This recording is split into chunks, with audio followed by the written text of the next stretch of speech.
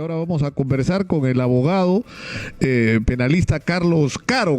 Carlos, muy buenos días. Muy buenos días, Nicolás, ¿cómo le va? Usted acaba de escuchar la información. Lina Cuba en realidad es una de las periodistas que más conoce del caso, porque lo ha seguido por años de Vladimir Cerrón. ¿Qué implicancias puede tener esto de su incorporación en la investigación en el caso de los dinámicos del centro, teniendo en cuenta que él es una persona sentenciada en otro proceso, ¿no? ¿Qué implicancias puede tener esta incorporación en la investigación? Yo creo que implica ya que en un caso avanzado, el haber incorporado al señor Cerrón explica, o solamente se explica por el hecho de que hay bastantes indicios de la posible comisión del delito. Recordemos que cuando un caso empieza en la etapa preliminar, que es la etapa más básica, ¿no? Que es la etapa, digamos, donde recién se está construyendo el caso. Pero ya en etapa preparatoria, que es la etapa en la cual se le ha incorporado, plantear que una persona sea investigada en ese nivel significa de que hay bastantes pruebas de la posible participación en el hecho delictivo. Por lo que se ha podido conocer, para la Fiscalía un factor clave tiene que ver con lo dicho por este colaborador eficaz número 04, que dice que precisamente una de las fiscales que estuvo viendo uno de los casos del señor Cerrón obtuvo una licencia de conducir precisamente en el marco del trabajo delictivo de esta organización criminal de los dinámicos del centro. Además, porque la Fiscalía le reputa el conocimiento al señor Cerrón durante su gestión como presidente regional en el periodo, digamos, de enero a agosto del año 2019, el haber estado al corriente de la existencia de esta organización y haberla prácticamente dejado funcionar. A esto se suma, Nicolás, una serie de datos que tiene que ver con la presunta financiación ilegal del Partido Perú Libre, cosa que se está investigando entre Huancayo y Lima, porque acá en Lima también se ha abierto una investigación por lavado de activos con la finalidad de establecer si es que los fondos de campaña de Perú Libre tienen su origen o no en las fuentes o riquezas ilegalmente obtenidas por parte de los dinámicos del centro. Ahora, lo que resulta difícil, es decir, la Fiscalía tiene que trabajar no solamente en base, digamos, a certezas, sino a indicios que empieza a encontrar en la investigación. Entonces, si uno analiza la estructura de poder, digamos, y de decisión, por ejemplo, este señor Cárdenas, ¿no es cierto?, el llamado Pinturita, que resulta teniendo un tremendo poder en los audios, pero que no tiene ningún cargo formal. Es decir, no hay ninguna razón formal por la que él pueda tener autoridad para dar instrucciones o órdenes como las da.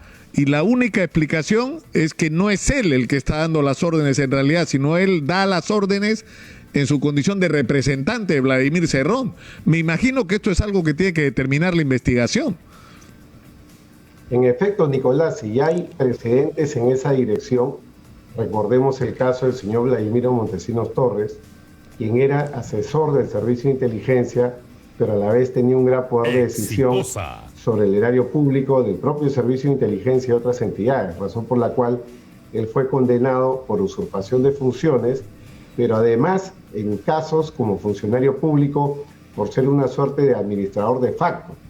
Es decir, la jurisprudencia ha aceptado que en determinadas circunstancias las personas que asumen una posición de control o de dominio dentro de una organización pública, cometiendo delitos desde luego, puede cometer tanto el delito de usurpación de funciones como ser partícipe, cómplice o instigador de delitos que puedan cometer otros funcionarios públicos. Entonces, ya es un tema, digamos, trazado a nivel jurisprudencial, y esa puede ser una de las hipótesis que esté construyendo la Fiscalía en esta etapa preparatoria.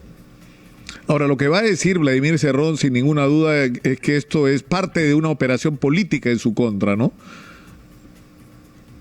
Desde luego, eso es, digamos, para lo que es el discurso a nivel mediático, lo que es el discurso a nivel de su defensa pública, pero desde el punto de vista judicial no es algo que pueda tener mucho valor o relevancia, ¿no? Para que lleguemos a ese nivel, tendríamos que probar de que existe una justicia torcida, a dedo, digitada.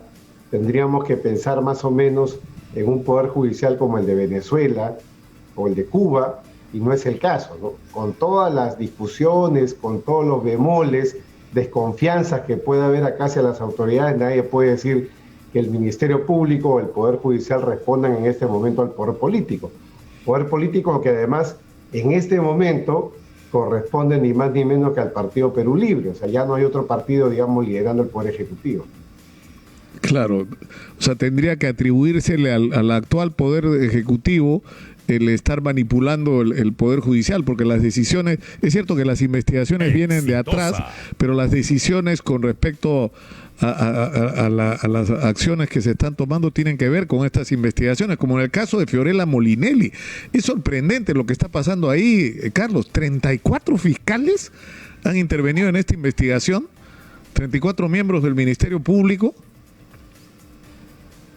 Mira, Nicolás, este es un tema súper delicado, porque de hecho, cada vez que existen crisis en los diferentes países, y acá en el Perú hemos pasado muchísimas crisis por el fenómeno del Niño, el terrorismo, el COVID-19, siempre el Estado gasta plata. El Estado compra y se aplican leyes de emergencia para comprar con orden directa, porque claro, el Estado no tiene tiempo para pasarse semanas o meses licitando, de modo que hay una suerte de, en principio, aunque suene mal decirlo, una suerte de cheque en blanco dada a determinadas entidades con la finalidad de poder hacer las compras con facilidad.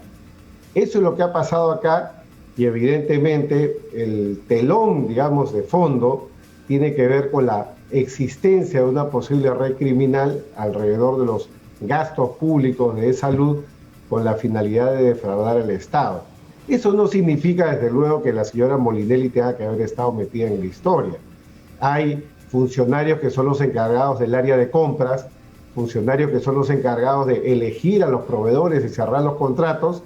Eso no significa que la cabeza de la organización, en términos funcionales, que es la señora Molinelli, tenga una responsabilidad penal.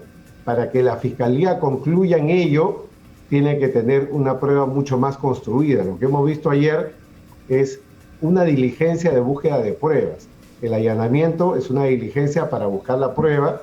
Han ido a su casa, han ido a su oficina, han levantado la información y los bienes que han querido conveniente, y ahora la Fiscalía tiene que analizar si lo encontrado amerita para que la señora Molinelli pase a la siguiente etapa, como el señor Sarrón, que sería la etapa de preparatoria. Su defensa, su abogado ha recordado que la investigación en este caso todavía está en etapa preliminar. Entonces la Fiscalía ha dado un buen golpe con la finalidad de buscar la prueba, y ahora pues lo que tiene que hacer es el trabajo fino de hilar y ver si esta sospecha inicial de la que la señora Molinelli sería la jefa de una organización criminal, como lo ha hecho la Fiscalía. De una mega organización, tú sabes. Ya probatoriamente. Tú sabes, Carlos, que se crean, digamos, seudónimos de comunicación, ¿no es cierto?, entre los fiscales y los policías que hacen la investigación. Me cuentan por ahí que hablaban de la Reina del Sur y nadie sabía quién era la Reina del Sur. Que era una superorganización porque todo llevaba supuestamente a la cabeza, precisamente por lo que tú has descrito, porque en un estado de emergencia, ¿no es cierto?, tienes la posibilidad de contratar directamente sin pasar por los procedimientos de control, y eso concentra el poder, en este caso, en una persona, la Reina del Sur, como le dicen, ¿ah? Efecto, ¿no? La policía siempre acude después a estas expresiones, dinámico del centro, los intocables ediles, en este caso el club de las farmacéuticas, ¿no?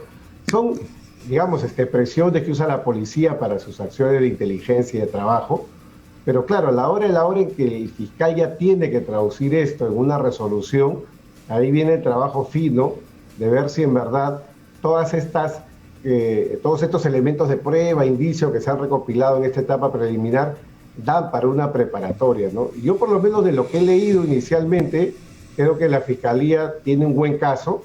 No sé si contra la señora Molinelli, tengo mis dudas porque no hay todavía una prueba directa, o no hay un colaborador eficaz que haya dicho que le han dado la plata a ella directamente o que ella ha participado en, ¿no? Recordemos que a nivel disciplinario un funcionario puede tener responsabilidad por dolo o por culpa, pero en materia penal se requiere probar necesariamente que ha habido una intervención dolosa, una intervención intencional y eventualmente la necesidad de un móvil, ¿no? O sea, enriquecimiento, tener dinero. Claro que sí. Beneficio.